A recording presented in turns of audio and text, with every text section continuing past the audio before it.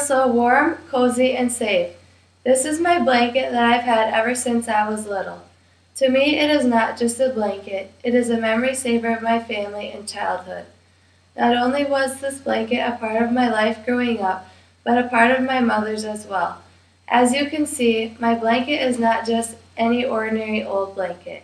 I am Taylor Christensen, and this is the history of my blanket. The blanket was made by my grandmother for my mother when she was just a baby. My mother was born to my grandparents, Art and Sharon, on February 3, 1968. My grandmother wrapped my mother in the blanket as a baby. The blanket was loved so much by my mother that she decided to keep it for her first child to have. I was born in 1994 and the blanket had a new owner. My mother used it to wrap and cover me when I was a baby as well. My blanket came with me everywhere I went, whatever the circumstances were. The blanket started to rip and had a couple of holes in it because of the frequent use. My grandmother repaired the blanket for me.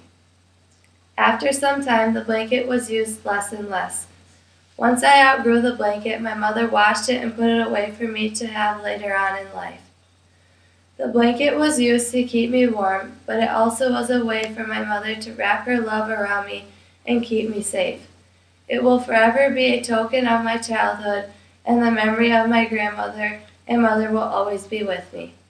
Throughout life, I may run into times that are hard, but I can always remember that my family is behind me every step of the way.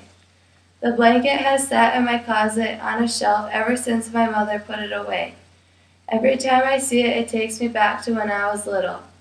As you can see, this blanket is not just a blanket, it is a memory that I will be able to keep and pass down to my children. The next time you see someone holding a blanket, ask them their story. I bet they have a great story worth hearing behind it.